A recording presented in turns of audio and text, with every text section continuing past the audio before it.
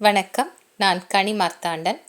இன்றைய ஜோதிட வகுப்பில் திருமண வாழ்க்கையில் ஒரு பிரிவு இல்லை திருமண வாழ்க்கை தோல்வி அடைவதற்கு முக்கியமான காரணமாக இருக்கக்கூடிய 7ஆம் இடத்தை பற்றி இன்றைக்கி நம்ம ஜோதிட வகுப்பில் பார்க்க போகிறோம். ஏனென்றால் இந்த திருமண வாழ்க்கையை கணிப்பதற்கு நட்சத்திர பொருத்தம் இதை மட்டுமே இன்னும் பார்த்துட்ருக்காங்க. 7ஆம் இடத்தை பற்றி ரொம்ப அதிகமான ஒரு புரிதல் என்பது இல்லை. அதனால் சில திருமணங்கள் நடந்து சில வாரங்களிலேயே அது பிரிவு நோக்கி சென்று விடுகிறது. அந்த திருமண வாழ்க்கை நிலைக்காமல் தோல்வி அடைந்து விடுகிறது. அதற்கு பெற்றோர்கள் வழியில் செலவு செய்யக்கூடிய பணமும் விரயமும் நேர விரயமும் ரொம்ப ஜாஸ்தியாக இருக்குது. அந்த பிள்ளைகளுடைய வருங்காலமும் ஒரு கேள்விக்குறியாகவே இருக்குது. அடுத்த திருமணத்தை நோக்கி போகும்போது இது 2வது திருமணம் என்ற பெயரில் தான் அவங்களுக்கு ஒரு மன வாழ்க்கை அமையக்கூடியதாக இருக்குது. அப்போது சில வாரங்களில் ஒரு திருமண வாழ்க்கை நடந்து முடிந்து விட்டாலும் அந்த திருமண வாழ்க்கை அவங்களுக்கு ஒரு கேள்விக்குறியை போல 2வது திருமணம் என்ற ஒரு முத்திரை குத்தப்பட்டு அவங்களுக்கு அந்த வாழ்க்கையே பல வகையில் அவங்க அனுசரித்து போக வேண்டிய சூழ்நிலைகளையும் நிர்பந்தத்தையும் தருகிறது. அப்போ இந்த 7ஆம் இடம் என்பது எந்த அளவிற்கு ஒரு ஜாதகத்தில் ஒரு திருமண பொருத்தத்தில் நம்ம எடுக்கணுன்றது தான் இன்றைக்கி ஜோதிட வகுப்பில் நீங்கள் தெரிஞ்சுக்க போகிறீங்க. திருமணத்திற்கு பொருத்தம் பார்க்கின்ற பொழுது இந்த 12 வீடுகளுமே 12 ஸ்தானங்களாக 12 பாவங்களாக ஒரு ஜாதகத்தில் இயங்கும். அப்போ இந்த 12 பாவங்களுக்கு ஒருத்தருக்கு ஒருத்தர் அது நல்ல ஒரு அமைப்பாக இருக்கா அப்படின்னு பார்க்க வேண்டாம். திருமணத்தை பொறுத்த வரைக்கும் ஒரு 4 பாவங்கள், அதாவது வீடுகள் மிகவும் முக்கியமான வீடுகள். ஜென்ம லக்கணம், 2ஆம் இடம், 7ஆம் இடம், இந்த 3ம் தான் மிகவும் முக்கியமான முதல் தரம் வாய்ந்த வீடுகள். அதற்கு அடுத்தபடியாக வரக்கூடியது 3 மற்றும் 11ஆம் இடங்கள். பெண்களை பொறுத்த வரைக்கும் 8ஆம் இடத்தையும் மாங்கல்ய ஸ்தானமாக எடுத்துக்கிறதுனால இதையும் திருமணத்தில் நம்ம சேர்த்தே பார்க்கணும். இந்த ஸ்தானங்களுக்கு தான் ரொம்ப அதிகமான முக்கியத்துவம். அதிலும் 7ஆம் இடம் என்பது களத்திரஸ்தானம். இந்த களத்திரம் என்பது வரக்கூடிய துணையை பற்றிய விவரங்களை நமக்கு சொல்லக்கூடியது 7ஆம் இடம். இந்த 7ஆம் இடத்திற்குரிய கிரகம் எப்படி இருக்குது, 7ஆம் இடத்தில் என்ன கிரகங்களுடைய அமைப்பு இருக்குது, எந்த கிரகங்கள் 7ஆம் இடத்தை பார்க்கின்றன, இதெல்லாம் பார்க்கணும். இதை பார்த்தால்தான் அந்த திருமண வாழ்க்கையில் பிரச்சனை தரக்கூடிய அமைப்புகள் இருந்தால் அதற்குரிய திருமண பொருத்தத்தை நம்ம எடுக்கணும். ஏன்னா 9 கிரகங்களில் ஏதாவது ஒரு கிரகம் 7ஆம் இடத்தில் அமரலாம், இல்லை எந்த கிரகங்களுமே இல்லாமல் இருக்கலாம். ஒருத்தருக்கு பிரச்சனை தரக்கூடிய ஒரு குடும்ப வாழ்க்கை அமையும் என்றால் அது அவருடைய தலைவிதி. அந்த தலைவிதிக்கு ஏற்ப இருக்கக்கூடிய ஒரு துணையை சேர்த்து வைத்தால் அந்த திருமண வாழ்க்கையில் பிரச்சனை இல்லாமல் அவங்க போகலாம். ஏன்னா பிரச்சனையே இல்லாத 7ஆம் இடம் என்பது ஒரு சிலருக்கு தான். அப்போ 7ஆம் இடத்தில் பிரச்சனைகள் இருந்தாலும் அதற்கேற்ப நம்ம ஒரு துணையை சேர்த்து வைக்கணும். சிலர் என்ன பண்ணுவாங்க, தன்னுடைய துணை ஏதாவது ஒரு தவறு செய்தாலும் அதை இயல்பாக அவங்க எடுத்துப்பாங்க, பரவாயில்ல அப்படின்ற மாதிரி ஒரு மனநிலையில் இருப்பாங்க. அதே போல் அந்த குடும்ப வாழ்க்கை தங்களுக்கு வேண்டும். தன்னுடைய துணை எந்த மாதிரி ஒரு பொறுப்பில்லாமல் இருந்தாலும், இல்லை அவங்களுக்கு அந்த திருமண வாழ்க்கையில் மகிழ்ச்சி தரக்கூடிய நிலைகள் இல்லாமல் இருந்தாலும், ஒரு திருப்தியான ஒரு தாம்பத்தியம் என்பது இல்லாமல் இருந்தால் கூட சில பேர் அதை அனுசரித்து செல்வார்கள், வெளியே காட்டிக்க மாட்டாங்க. அந்த குடும்ப வாழ்க்கை தங்களுக்கு வேண்டும், தன்னுடைய துணை தன்னுடன் இருக்கணும் அப்படின்னு நினைப்பாங்க. அப்படிப்பட்ட ஒரு துணையை இதை மாதிரி ஒரு குடும்ப வாழ்க்கையில் சிக்கல் தரக்கூடிய அமைப்புகள் இருக்கிறவங்களுக்கு துணையாக சேர்த்து வைத்தால் அவங்க என்றைக்குமே பிரிவு நோக்கி செல்ல மாட்டாங்க.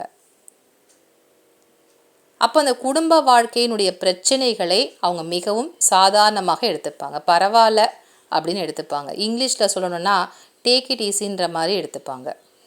இதை மாதிரி சில அமைப்புகளும் சில குடும்பத்தில் இருக்குது. 7ஆம் இடத்தினுடைய இந்த காரகத்துவங்கள் பாதிக்கப்பட்டு இருந்தால் அந்த ஜாதகருக்கு குடும்ப வாழ்க்கை என்பது சிக்கலாக இருக்கும். அதை எப்படி நம்ம ஜாதகத்தில் கணிக்கணும்? முதல்ல நம்ம பார்க்க போகிறது ஒரு 7ஆம் இடம் பாதிப்படைந்திருந்தால், ஒரு 7ஆம் இடத்துல ஒரு அசுப கிரகம் இருக்குது, ஒரு சூரியனோ இல்லை சனி செவ்வாய் ராகு கேது, இந்த கிரகங்களில் ஏதாவது ஒன்று அமர்ந்திருக்கு. இதை பார்த்த உடனே தெரிஞ்சுக்கலாம் இந்த 7ஆம் இடம் பாதிப்படைஞ்சிருக்குன்னு. அப்போ அந்த ஜாதகிக்கு வயது என்னன்னு பாருங்கள். வயது ஒரு 27க்குள்ளே இருக்கு அப்படின்னு சொன்னால் அவங்களுக்கு அந்த திருமண வாழ்க்கையில் செல்கின்ற பொழுது அவங்களாகவே அதை வேண்டான்னு விலகிடுவாங்க. ஏன்னா அவங்களுக்கு அந்த வயது அதற்குரிய சரியான ஒரு அனுபவ முதிர்ச்சியே தராது. அப்போ சிறிய வயதாக இருந்தால் அவங்களுக்கு அது வேண்டாம், அப்போ எங்களால் இந்த குடும்ப வாழ்க்கையில் ரொம்ப நாளைக்கு இருக்க முடியாதுன்னு முதல்ல விலகி வரக்கூடியவர்கள் ரொம்ப இளம் வயதில் இதை மாதிரி ஒரு திருமணங்கள் ஏற்படுகின்ற பொழுது. அப்போ 7ஆம் இடத்தில் பாவ கிரகங்கள் இருந்தால் சற்று வயது கூடிய பிறகு திருமணத்தை செய்வது சிறப்பு. அப்போ ஒரு 27க்கு பிறகு ஒரு திருமண பேச்சுக்கள் நடப்பதும் அப்போ முடிவு செய்வதும் சரியான ஒரு அமைப்பாக இருக்கும். ஏன்னா ஒரு 27 வயசுங்கிறது இன்றைய காலகட்டத்தில் அது சிறிய வயதாக இருந்தாலும் ஒரு காலகட்டத்தில் அது முதிர்ச்சி அடைஞ்சவங்களாக ஒரு முதிர்கண்ணி அப்படின்ற மாதிரி ஒரு பெண்களை சொல்லக்கூடிய அமைப்பாக 27 வயசு இருந்தது ஒரு காலகட்டத்தில். அதனால் ஒரு 27 என்று ஒரு ஆணுக்கும் ஒரு பெண்ணுக்கும் ஆன பிறகு அந்த திருமணத்தை செய்து வைத்தால் இந்த மாதிரி 7ஆம் இடம் பாதிப்படைந்தவங்களுக்கு அப்போ அந்த குடும்பத்தின் சூழ்நிலையை புரிந்து கொண்டு அனுசரித்து போகக்கூடிய ஒரு முதிர்ச்சியை அவங்களுக்கு தரும். 7ஆம் இடத்தில் பாவ கிரகங்கள் இருந்தாலே அந்த 7ஆம் இடம் கெட்டு போனதாக ஜோதிடத்தில் சொல்லுவாங்க.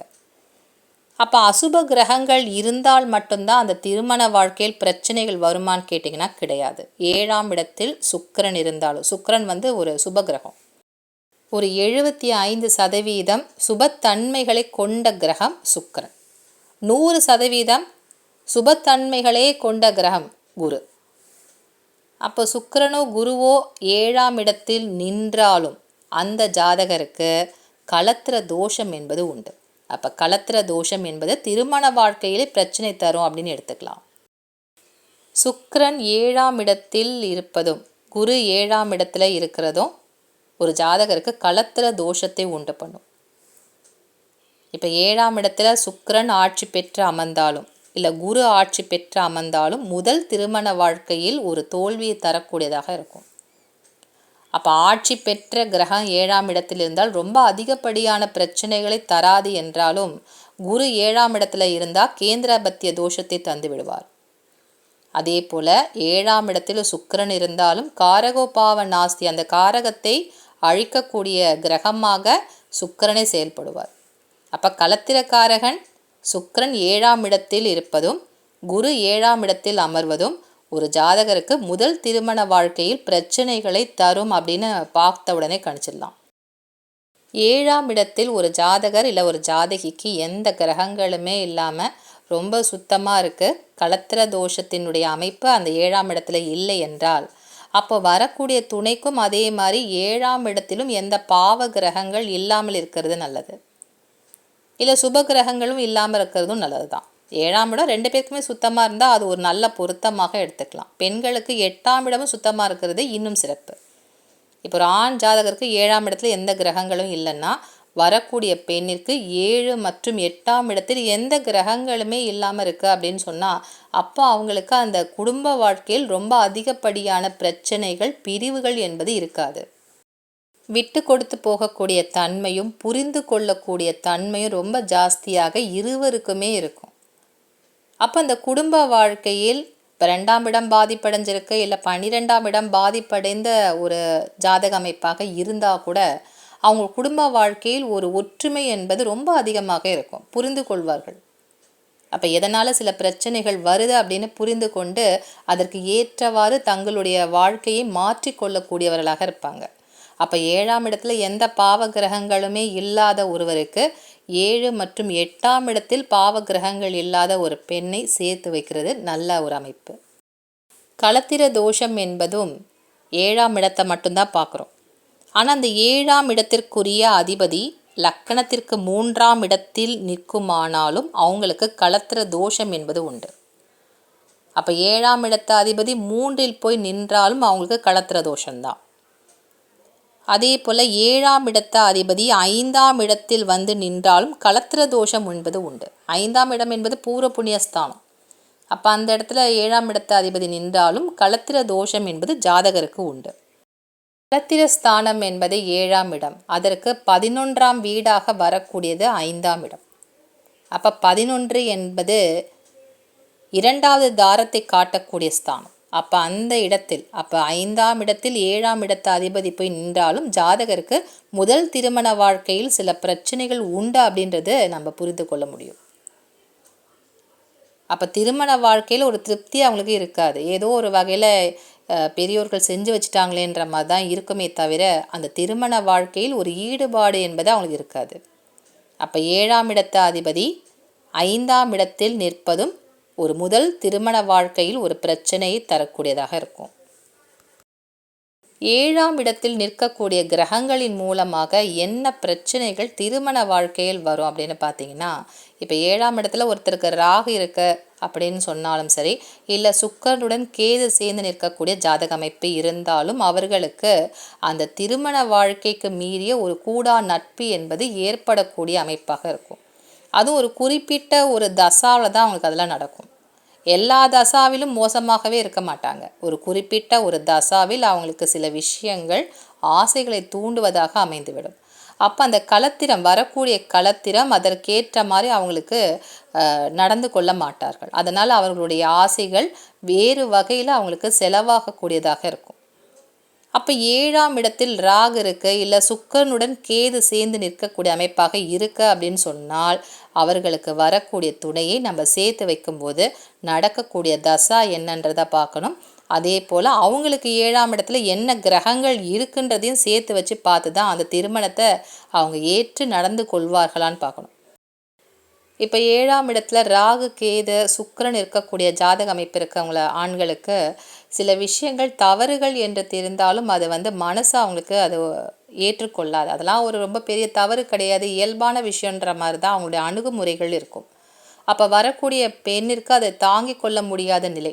சில பேர் என்ன பண்ணுவாங்க, தன்னுடைய கணவர் தனக்கு மட்டும்தான் அப்படின்ற மாதிரி அவங்களுக்கு இருக்கும். அதை ஒரு சாதாரண விஷயமாக எடுத்துக்க மாட்டாங்க. சாதாரணமாகவே பேசினா கூட அவங்களுக்கு கோவம் வரும். வேறு பெண்களுடன் பேசுகின்ற ஒரு சந்தர்ப்பங்கள் ஒரு ஆணுக்கு அமையுது அப்படின்னு சொன்னால் கூட அது அவங்களுக்கு ரொம்ப பிடிக்காது. தன்னுடைய கணவர் தன்னை விட்டு போய் விடுவாரோ அப்படின்ற மாதிரி சில பெண்கள் ரொம்ப அந்த விஷயத்தில் ரொம்ப ஒரு அதிகப்படியான எச்சரிக்கை உணர்வுடன் இருப்பாங்க. அவங்கள போய் இவங்களுக்கு திருமணம் செஞ்சு வச்சா அந்த திருமண வாழ்க்கை நிலைக்காது. தவறே செய்யாத ஒரு ஆணாகவே இருக்கு, சும்மா சாதாரணமாக ஒரு ஜாலியாக தான் பேசுகிறாரு அப்படின்னா கூட அவங்களால அந்த மனைவிக்கு அது ஏற்றுக்கொள்ளக்கூடிய ஒரு பக்குவம் என்பதே இருக்காது. அவங்கள திருமண வாழ்க்கையில் சேர்த்து வச்சா அப்போ அந்த திருமண வாழ்க்கை ஒரு காலகட்டத்தில் பிரிவு நோக்கி தான் போவாங்க, டைவர்ஸ் தான் ஆகும். ஏன்னா அந்த பெண்ணுக்கு அந்த கணவர் தனக்கு மட்டும்தான்ற ஒரு நிலைப்பாடு இருக்கவங்க. இதை பார்க்கறதுக்கு 4ஆம் இடத்தை பார்க்கணும். இந்த 4ஆம் இடத்தை பார்க்கின்ற பொழுது அந்த பெண்ணுக்கு கணவர் கொஞ்சம் அப்படி இப்படின்னு இருந்தாலும் இது ஏற்றுக்கொள்ளக்கூடிய ஒரு அமைப்பு இருக்கான்னு பார்க்கறதுக்கு 4ஆம் இடத்தை பார்க்கணும். வரக்கூடிய பெண்ணினுடைய ஜாதகத்தில் 7ஆம் இடத்த அதிபதி எந்த இடத்தில் போய் அமர்ந்திருக்கின்றார் அப்படிங்கிறதையும் பார்த்து வச்சு தான் அப்போ இதை மாதிரி ஒரு ஆணுடைய ஜாதகத்தில் சில அமைப்புகள் மோசமாக இருக்குது, இல்லை வரக்கூடிய தசாவில் அதை மாதிரி அமைப்புகள் வரக்கூடிய காலகட்டங்களில் இருக்காங்க. சிலருக்கு திருமணத்திற்கு முன்பாகவே சில விஷயங்கள் எல்லாம் அவங்க நடந்து முடிஞ்சிடும். ஒரு காலகட்டத்தில் மட்டும்தான் இதை மாதிரி பிரச்சனைகள்லாம் அவங்களுக்கு தலை தூக்கும். அதுக்கப்புறம் தன்னுடைய தவறை உணரக்கூடியவங்க நிறைய பேர் இருப்பாங்க. அப்போ இந்த வரக்கூடிய தசா அவங்களுக்கு சரியில்லாத பொழுது அப்போ மனைவியும் ரொம்ப அதிகமாக பக்குவப்படாதவர்களாக இருந்தால் அந்த திருமண வாழ்க்கை என்பது ஒரு மன முறிவு நோக்கி செல்லும். அப்போ அப்படிப்பட்டவங்கள நம்ம திருமண வாழ்க்கையில் சேர்த்து வச்சாலும் அது பிரயோஜனம் கிடையாது. அப்போது அந்த திருமண வாழ்க்கை முடிய போகிற காலகட்டத்தில் இருக்கவங்களுக்கு எப்படி திருமண வாழ்க்கை செஞ்சு வைக்கிறது? அப்போ 7ஆம் இடத்தில் அசுப கிரகங்கள் இருக்கு அப்படின்னு சொன்னால் 7ஆம் இடத்து அதிபதி எப்படி இருக்காருன்னு பார்க்கணும் வரக்கூடிய துணைக்கு. அது ஆணாக இருந்தாலும் பெண்ணாக இருந்தாலும். அதே போல் 7ஆம் இடத்தில் நிற்கக்கூடிய கிரகங்கள் ஏதாவது கண்டிப்பாக இருக்கணும். 7ஆம் இடத்தில் எந்த கிரகங்களுமே இல்லை, சுத்தமாக தான் இருக்கா அப்படின்னா அந்த ஜாதகத்தை சேர்த்து வைக்கக்கூடாது. இது மாதிரி ஒரு அசுபமான ஒரு சேர்க்கை 7ஆம் இடத்தில் ஒருத்தருக்கு இருக்கா அப்படின்னு சொன்னால் வரக்கூடிய துணைக்கும் ஏதோ ஒரு வகையில் 7ஆம் இடம் பாதிப்படைஞ்சிருக்கணும்.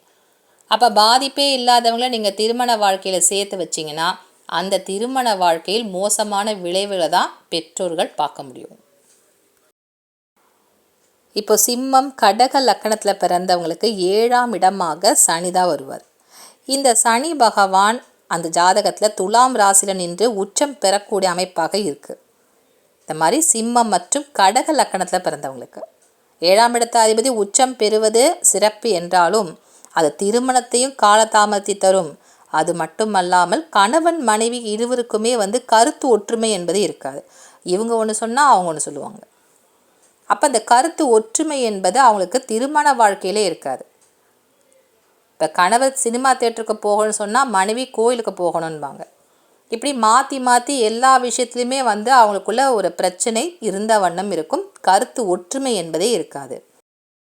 இப்போ 7ஆம் இடத்தில் செவ்வாய் இருந்தால் செவ்வாய் தோஷம். அப்போ செவ்வாய் தோஷம் என்பதே முதல்ல திருமணத்தை தாமதப்படுத்தும். கொஞ்சம் மெதுவாக தான் அவங்களுக்கு திருமண வாழ்க்கையை தரும். அது ஒரு வகையில் நல்லது. ஏன்னா இந்த மாதிரி 7ஆம் இடத்துல அசுப கிரகங்கள் இருந்தால் வயது ஒரு 27 தாண்டிய பிறகு அந்த திருமண ஏற்பாடுகள் நடந்தால் ஓரளவுக்கு அந்த குடும்ப சிக்கலை நம்ம தவிர்க்கலாம். 7ஆம் இடத்தில் இருக்கக்கூடிய அசுப கிரகங்கள் என்னன்றதை பார்க்கணும். அப்போ அந்த அசுப கிரகங்கள் இருக்கக்கூடிய ஒரு துணையை சேர்த்து வைக்கின்ற பொழுது அந்த திருமண வாழ்க்கையில் ஏதோ ஒரு வகையில் அவங்களுக்கு ரொம்ப பிரச்சனை இல்லாமல் அவங்க கொண்டு போயிடுவாங்க. இப்போ 7ஆம் இடத்துல செவ்வாய் இருக்குது. அதே போல் ஒரு பெண் ஜாதகத்தில் 7ஆம் இடத்தில் செவ்வாயோ இல்லை 8ஆம் இடத்தில் செவ்வாய் இருக்கக்கூடிய ஒரு பெண்ணோ இருக்காங்க. அப்போ அவங்களுக்கு மாங்கல்ய தோஷம் என்பது இருந்தாலும் வரக்கூடிய கணவருக்கு 7ஆம் இடத்தில் செவ்வாய் இருக்குது அப்படின்னு சொன்னால் அப்போ இருவருக்குமே அந்த புரிதல் என்பது நல்லாயிருக்கும். செவ்வாய் என்றாலே ரொம்ப அதிகப்படியான கோபத்தை தரக்கூடிய கிரகம் என்றால் அது செவ்வாய் தான். ரொம்ப கோபம் வந்துகிட்டே இருக்கும், கடும் கோபம். இந்த கோபத்தை கொட்டி தீர்ப்பாங்க. சில பேர் கையில் இருக்கிறத எடுத்து எரிஞ்சிருவாங்க. அப்போது அந்த 7ஆம் இடத்துல செவ்வாய் இருக்கா அப்படின்னு சொன்னால் அப்போது வரக்கூடிய துணைக்கும் 7ஆம் இடத்தில் ஒரு பாவ கிரகம் இருக்கிறது, இல்லை 7ஆம் இடத்தில் செவ்வாய் 8ஆம் இடத்துல செவ்வாய், இதை மாதிரி அமைப்பு இருக்கக்கூடியவங்களை நீங்கள் சேர்த்து வைக்கலாம். அது மாங்கல்ய தோஷமாச்சேன்னு நம்ம அதை ஒதுக்க வேண்டாம். இந்த 7ஆம் இடத்த அதிபதி ஒரு ஆணோட ஜாதகத்தில் 7ஆம் இடத்த அதிபதி மற்றும் இந்த களத்திரக்காரகனான சுக்கிரன், இந்த 2 கிரகங்களுமே வறண்ட ராசிகளை போய் அமர்ந்திருக்கா அப்படின்னு சொன்னால் கூட அவங்களுக்கு மன வாழ்க்கை ஒரு பாலைவனம், அதாவது ஒரு சந்தோஷமான சூழ்நிலையை அவங்களுக்கு தராது. அப்போ இந்த மாதிரி அமைப்பு இருக்கவங்களுக்கு நம்ம 7ஆம் இடம் எவ்வளோ சுத்தமாகவே இருக்குது அப்படின்னு சொன்னால் கூட வரக்கூடிய திருமண பொருத்தத்தை ரொம்ப அதிகமான கவனத்துடன் அவங்களுக்கு 7ஆம் இடத்த அதிபதி எப்படி இருக்கான்னு பார்க்கணும். ஏன்னா 7ஆம் இடத்த அதிபதியும் சுக்கிரன் தான் களத்திரக்காரகன். வறண்ட ராசிகளை போய் அமருகின்ற பொழுது எப்படி ஒரு இடம் வறண்டு போய் தண்ணி இல்லாமல் ஒரு பாலைவனமாக இருக்கோ அப்போ அந்த இடத்துல ஒரு செடி கொடிகள் வரதுக்கும் இல்லை அந்த இடத்துல ஒரு சந்தோஷமான ஒரு சூழ்நிலை என்பது பார்க்குற கண்களுக்கும் கிடைக்காது. அப்போ இந்த வறண்ட ராசிகள் என்பது மேஷம், மிதுனம், சிம்மம், கன்னி மற்றும் மகர வீடு.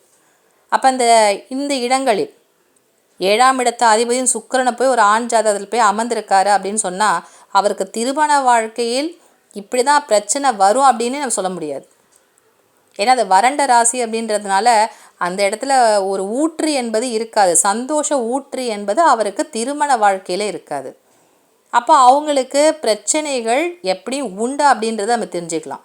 அப்போ அந்த 7ஆம் இடம் சுத்தமாக தானே இருக்குது, ஆனால் 7ஆம் இடத்த அதிபதி தானே வறண்ட ராசியில் இருக்காருன்னு சொல்லக்கூடாது. அப்போ வரக்கூடிய பெண்ணிற்கு 7ஆம் இடத்த அதிபதி எப்படி இருக்கான்றதையும் பார்க்கணும்.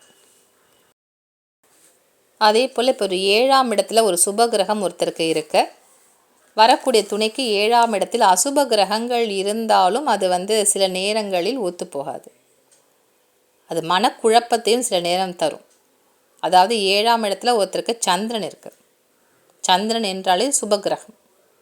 இந்த சுபகிரகம் அசுபரா இல்லை சுபத்தன்மை வாய்ந்தவரான்னு பார்க்குறதுக்கு அந்த ஜாதகர் வளர்பிறையில் பிறந்திருக்காரா இல்லை தேய்பிறையில் பிறந்திருக்காரான்றதையும் பார்க்கணும். அதை கொண்டு அவர் சுபத்தன்மை கொண்ட சந்திரனா இல்லையான்னு கணிக்க முடியும். அப்போ 7இல் சந்திரன் இருந்து அதே போல் வரக்கூடிய துணைக்கு 7ஆம் இடத்துல ராகு இருக்காருன்னு வச்சுக்கோங்க. அப்போ அவங்களுக்கு அது திருமண வாழ்க்கை அவ்வளவு பொருத்தமாக இருக்காது. மனநிலையில் குழப்பத்தை தான் தரும். சரியான முடிவெடுத்து கல்யாணம் பண்ணிக்கிட்டோமா இல்லையானே குழம்பிட்டே இருப்பாங்க. அப்போ அவங்களுக்கு திருமணத்திற்கு பிறகு அந்த மனநிலையில் ஒரு மாற்றத்தை தந்துவிடும். 7ஆம் இடத்தில் இருக்கக்கூடிய சந்திரன் அசுபராக இருந்தால் இந்த 7ஆம் இடத்துல இருக்கக்கூடிய ராகுக்கு ஓரளவுக்கு அது பொருத்தமாக இருக்கும். சுபத்தன்மை கொண்ட சந்திரனாக இருந்தால் அது ராகுவுக்கு பொருத்தமாகவே இருக்காது. அப்போ 7ஆம் இடத்துல இருக்கக்கூடிய கிரகங்கள் சுபரா அசுபரான்றதையும் பார்த்து வச்சு தான் 7ஆம் இடத்துல ஒருத்தருக்கு கிரகம் இருக்குன்னா வரக்கூடிய துணைக்கு எந்த அளவுக்கு அது பொருந்தக்கூடியதாக இருக்குன்றதையும் நம்ம கணிக்கணும். அப்போ 7ஆம் இடத்துல கிரகங்கள் இல்லை என்றாலும் 7ஆம் இடத்தினுடைய அதிபதி எந்த இடத்தில் அமர்ந்திருக்கின்றா அவருடைய நிலை என்னன்றதையும் சேர்த்து வச்சு தான் ஒரு 7ஆம் இடத்திற்குரிய அந்த களத்திர துணையை நம்ம சரியாக பொருத்தணும். பிரச்சனை இல்லாத ஜாதக அமைப்பே கிடையாது. அதுவும் 7ஆம் இடத்தில் பிரச்சனைகளே இல்லாத ஜாதக அமைப்புகள் மிக சிலர் தான். அப்போ 7ஆம் இடத்தில் ஒரு பிரச்சனைக்குரிய ஒரு கிரகம் இருக்குது அப்படின்னு சொன்னால் அதற்குரிய சரியான ஒரு பொருத்தமான வரனை அதை நீங்கள் பொருத்தி வைத்து விட்டால் அப்போ அந்த ஜாதகருக்கு அந்த திருமண வாழ்க்கையில் விட்டு கொடுத்து போகக்கூடிய மனப்பக்குவம் என்பது வரக்கூடிய துணைக்கு இருக்கும். திருமண பந்தமும் அவங்களுக்கு என்றென்றும் தொடரக்கூடியதாக இருக்கும்.